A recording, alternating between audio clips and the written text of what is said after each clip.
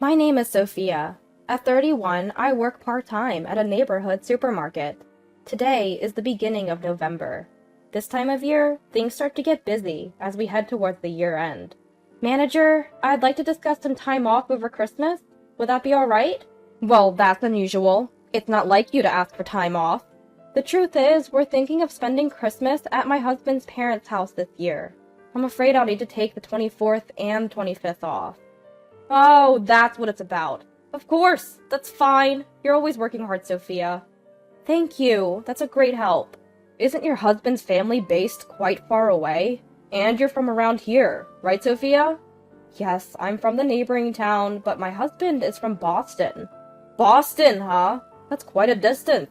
Yes, it is. Unfortunately, due to circumstances, we haven't been able to introduce Alexander yet. Oh, that's why. Even more reason for you to head back. Don't worry about the store. Go and visit. Thank you. I appreciate your understanding. Alexander is my son, now 2 years old, and attending a child care center. When I gave birth 2 years ago, a certain societal issue made it difficult to introduce him, and we haven't found the right time. Recently, things have finally started to calm down, and it seemed like a good time. My husband Lucas is a medical technician at a hospital, and it has been difficult for him to take time off, so we were particularly keen to make it happen this Christmas. Do you think you can get time off for Christmas? I think I'll be okay, Sophia. What about you? Yeah, I got the okay from my manager. Lucas returns home after Alexander is asleep. As we share a late dinner, Lucas asks me the question. Today, we had agreed to discuss whether we could both get time off from work.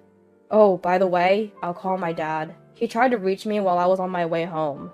Whenever there's news, it's always my dad who calls. My mom is a quiet type. She tends to delegate communication tasks to my dad. That's true, now that you mention it. My father-in-law has a cheerful personality and was quite friendly when we first visited to announce our marriage. He's always laughing and engaging in conversation. On the other hand, mother-in-law, as Lucas puts it, is quiet and speaks sparingly. Honestly, since getting married, we've hardly had the chance to converse, and I was hoping this visit to Lucas's home would help close the distance a bit. Hello? Dad? What's up? Ah, got it. I'll talk to Sophia about it later. Lucas hung up the phone and turned to me. Dad, he's really excited to meet Alexander. Can't stop talking about it. What? He said to let him know if there's anything you want or need. I wonder what's going to happen when we get there. But I'm glad they're excited. My parents also said we should go this year. They said we should introduce Alexander. But you love father-in-law and mother-in-law too, don't you? We're both in the same boat, aren't we? And so, looking forward to our return to Lucas's home, the day finally arrived. Christmas morning. After about a 4-hour drive, we arrived at Lucas's house, just before noon. I knew sister-in-law's family had already arrived because their car was parked there. Merry Christmas! Merry Christmas! We called out as we stepped into the entrance. And there, with a beaming smile, was father-in-law. Good job on the drive! Take it easy today! And in father-in-law's arms was Ava, sister-in-law's daughter. Ah! Merry Christmas! Ava, you've grown so much! I'm 6 years old now.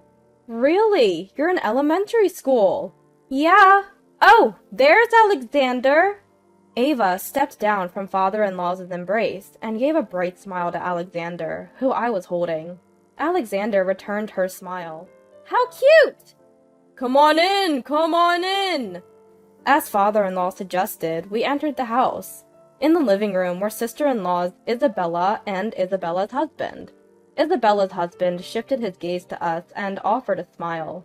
In contrast, Isabella looked at us with a straight face. Merry Christmas! Merry Christmas! Isabella's husband greeted us. However, there was no response from Isabella for some reason. I felt a bit awkward, but then Lucas, who came to the living room later, greeted them. Henry, Isabella, Merry Christmas. Oh, we haven't seen each other for a while, have we? How've you been? Isabella, who had been staring at us until a moment ago, now flashed us a smile. Did they just ignore me? But it seemed like neither Isabella's husband nor Lucas noticed. Maybe I'm overthinking this. I thought, and acted like nothing was wrong as I sat down in the living room. Lucas, watch Alexander for a bit. I'm going to help mother-in-law in the kitchen. Huh? I'm good, really. No, it's important to help out when you can. I asked Lucas to keep an eye on Alexander, and then headed to the kitchen where mother-in-law was. Throughout all of this, Isabella didn't even look my way, but I chose not to let it bother me. I found mother-in-law in the kitchen and said, "Mother-in-law, Merry Christmas! Let me help you."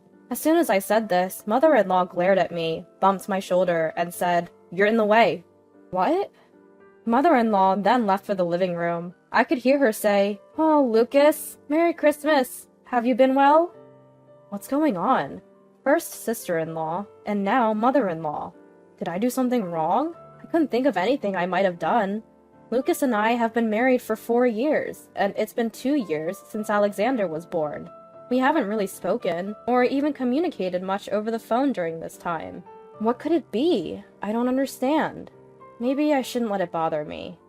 We were planning to head home later that day, so I decided I would discuss it with Lucas when we had the time and stopped worrying about it for the moment. When I returned to the living room and took Alexander from Lucas, father-in-law said, "Here you go, Alexander. Monetary gifts for you." Alexander seemed really happy with the envelope father-in-law handed him. "Ah, Sophia, did you hear that? Alexander just said thank you to me. What a smart kid." Father-in-law looked really happy, but what caught my attention was the sight of mother-in-law and sister-in-law grinning as soon as Alexander received the envelope. It wasn't just a simple grin, it seemed rather sarcastic. I instinctively felt they were up to something, but I reassured myself, nothing like this has ever happened before. It must all be in my head. And so, time passed, and in the evening, we headed home. The next day, we went to my parents' house. Since we see them often, Alexander was all smiles when he saw his grandparents. "Merry Christmas! Your grandpa and grandma have presents for you!"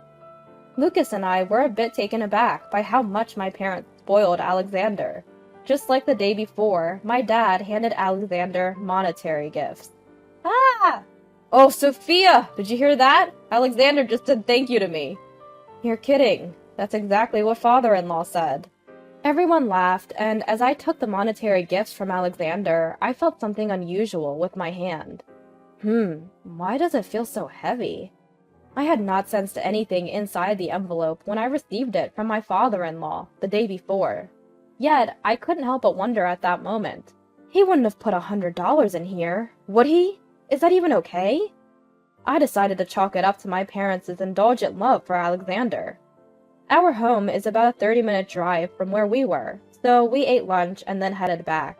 After giving Alexander a bath and putting him to bed, I decided to check the monetary gifts. Oh, it is indeed $100. Just like last year, huh? I kind of feel guilty. Huh. Well, we'll have to give something back in return, won't we? Just like last year, my parents didn't hold back. Given I'm an only child and Alexander is their first grandchild, I understand their affection. Nevertheless, I was a little flabbergasted. Yet, I also felt grateful, so I jotted down the amount of money received. But my dad seemed quite eager too. Huh. He was totally in sync with my father-in-law. This year will be interesting. Last year, since we couldn't meet, they had sent us a gift card. Yes, and the amount on the card was $100. They were thrilled to have a grandson, weren't they? Remembering my father-in-law holding Alexander and talking happily the day before, I continued the conversation and opened the envelope. That's when the unexpected happened. Wait, what? A leaf? There was a single green leaf inside the envelope. I was at a loss for words. Then, Lucas, startled by my reaction, exclaimed, "What? A leaf? What on earth is this?" Ha! He started to laugh uproariously, but what came to mind at that moment was the behavior of my mother-in-law and Isabella. No way, I thought. Anyway, I'll call them. They'll surely be concerned about this too. Lucas seemed to think it was all a prank, and while laughing, he tried to call my father-in-law, but there was no answer. "Oh, they might be in the shower. Let me try calling Mom." Lucas then called his mother. It seemed she answered, and he told her about the leaf. From her surprised reaction, it was clear she was explaining something to Lucas. Oh, so that's what it was. Huh. Alright, I'll let Sophia know. What? You want to talk to Sophia? Me? Hold on a sec. Lucas pulled the phone away from his ear and said, Mom sounds super apologetic. She says she wants to apologize to you, Sophia. Is that okay? Huh? Sure. While his words were surprising, I reluctantly took the phone from Lucas and picked up the call. Hello? And just like that, mother-in-law went completely silent.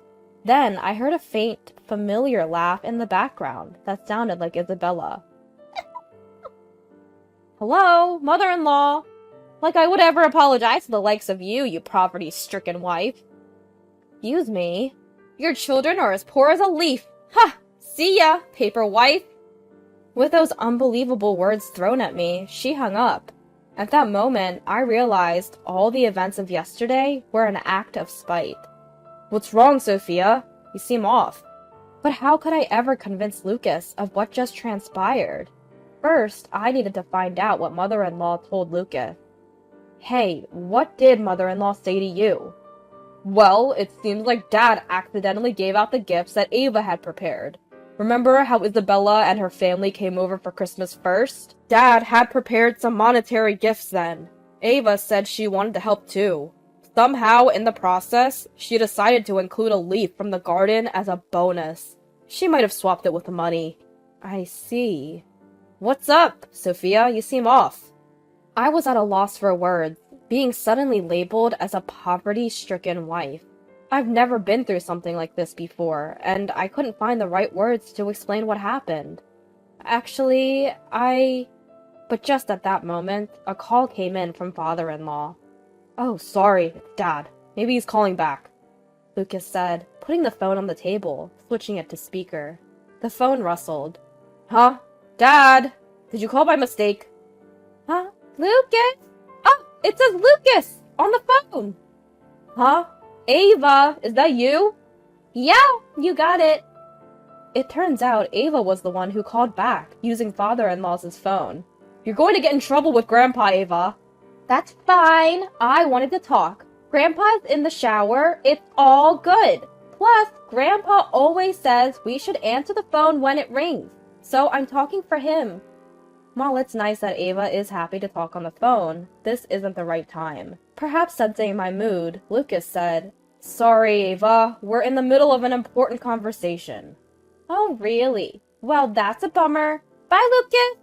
And bye, poor auntie. Wait, Ava! Huh? What's up? What did you say at the end? Both Lucas and I didn't miss what Ava had said at the end. It sounded like she said, poor wife. Because Mommy's grandma also calls Auntie poor wife. She just said it earlier, too. Right now, Mom and Grandma are chatting over coffee. Ava, could you explain to Lucas what you mean by earlier? Earlier? When Grandma was on the phone? Yes. So here's the thing. Broke wife once mentioned this to me. It's all about the leaf. Mom used to prepare the leaf with a smile and taught me all about it. She said that for the less fortunate, monetary gifts come down to a single leaf. What? Lucas looked at me with a baffled expression. All I could do was stay silent. That's when my sister-in-law, who had noticed Ava's phone call, shouted, Ava! However, at that same moment, my father-in-law said, We'll talk about it later. Feeling confused about what was happening, I saw the phone being handed over from Ava to my father-in-law. Sorry about that, I was taking a shower. Then, when I got dressed and came out, I found Ava saying something outrageous. So, you heard it too, Dad. I'm sorry, Lucas. Could you hand the phone to Sophia? No worries, Dad. We're on speaker. Sophia's listening too. Alright, Sophia, was what Ava just said true? And those bizarre words were targeted at you, right? Yes, that's right. My father-in-law stammered over his words. Behind him, I could hear my mother-in-law and sister-in-law speaking rapidly and agitatedly, as if trying to make excuses. My father-in-law sighed deeply. I am truly sorry. Please don't blame Ava. She didn't mean any harm. No, it's alright. We don't mind at all. Ava's not at fault here.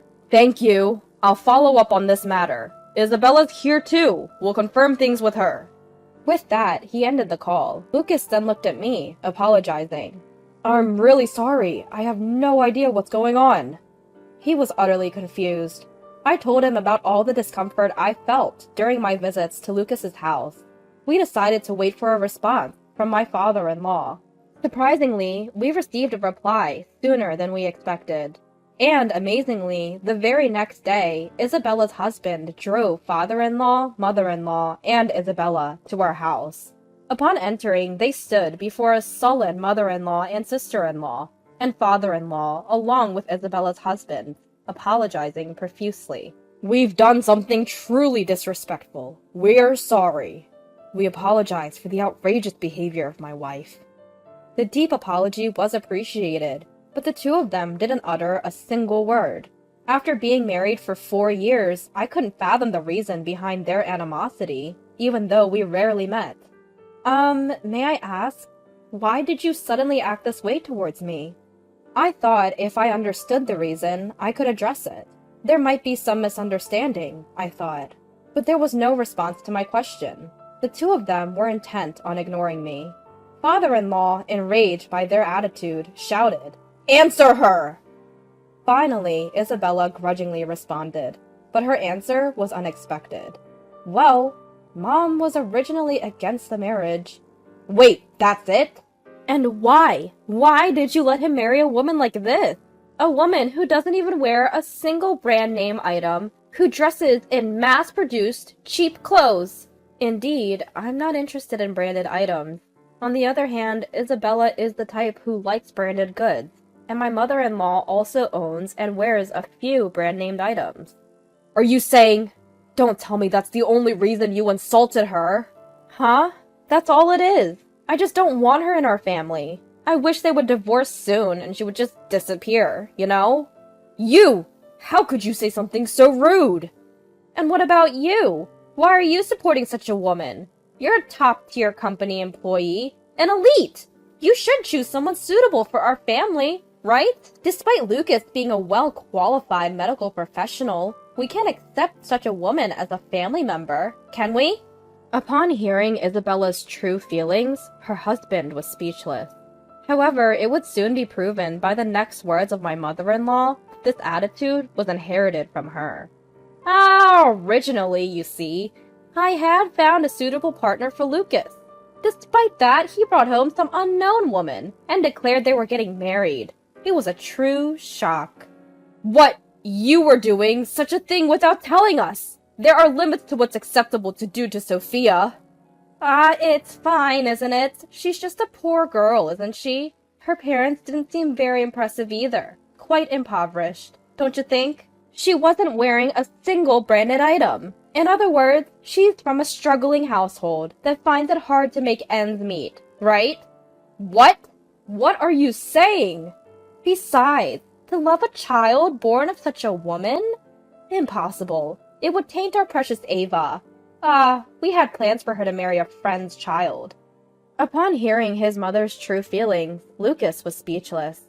I felt the same way, wondering how I could have missed all this. If I consider that my father-in-law called not out of interest but disinterest, everything makes sense as harassment. Well, it's fine if you divorce. Please, do it as soon as possible. Let's go. We don't need to get involved in this farce. Just as my father-in-law was about to say something, I was ready to clear up a misunderstanding, for the sake of my pride. The ones who dramatically opened the living room door were my parents. It's been a while. Father-in-law, mother-in-law, did Sophia call you? Yep, it must be hard to be talked about like that without saying anything, right? When I heard that my father-in-law was coming over, I had contacted my parents. It seems they had heard some of the mother-in-law's terrible comments from outside the door. Their timing was perfect. My parents approached mother-in-law with serious faces. What is it? Then my parents took out business cards from their breast pockets and said, "Here you go." Amazingly, they dropped their business cards at mother-in-law's feet, their attitude seeming to say, "Pick it up." I had to try hard to suppress my laughter. The one who rose to their bait was Isabella. Picking up the business card and shouting, "Such arrogance from a poor person. You didn't even wear any branded items today, and your clothes look mass-produced. As soon as she looked at the card. Mom? Startled, mother-in-law also looked at the business card Isabella held. You two are executives of Lala Clo. Yes, my husband and I started out together. He's an executive at the headquarters. I'm the head of planning. Our daughter quit when she got married. You know that, right? Both of my parents are currently working at the headquarters of Lala Clo, a famous low-cost apparel brand. I also, after graduating from college. While I had spoken to my father-in-law and mother-in-law about myself at the time of our marriage, my parents had never explained their situation. So, she could go back to work anytime she wanted, right? What? That's amazing. You work at that famous fashion brand's major corporation. So, what do you mean we're poor? That my grandchild is the grandchild of a poor wife? Because you oppose the marriage, it's okay to harass us? That's not... We're really sorry. But that apology was only because my parents held executive jobs. Needless to say, it was beyond the point of being resolved by just an apology. Henry looked disappointed as he said, I thought it was a good thing to leave Ava with my parents. But you... I stuttered. I'll drive you home, but after that, we'll live separately. What? What are you talking about? I'm glad I got to see your true face. Let's discuss our divorce when we get home. Henry then left the house. At that moment, my father-in-law also stood up, bowed deeply to my parents, saying, I'm really sorry for what happened. He then turned to us. I'm really sorry. I'll be in touch. Looking sternly at my pale-faced mother-in-law, he said, Be prepared when you get home. Before he too exited our house. My mother-in-law and Isabella hurriedly grabbed their belongings and rushed out of our home. I caught my breath at home after my parents kindly offered to pick up Alexander from the childcare center. Later, I received a call from my father-in-law. He told me that my mother-in-law had been forcibly sent back to her parents' house. It's a de facto separation. Apparently, they made this decision because they were unsure what she might do to Alexander. But it's a separation with a premise of divorce, and it seems they are waiting for the right timing. As for Isabella, the divorce was finalized immediately after she returned home. Henry obtained custody of Ava. Isabella, of course, has taken refuge in my mother-in-law's house, but she seems to be getting a good scolding from my mother-in-law's mother, who knows the truth, and is currently on a job hunt. We continue to live our busy daily lives. It feels really good to not only see our child grow up as parents, but also to share this joy with his grandparents.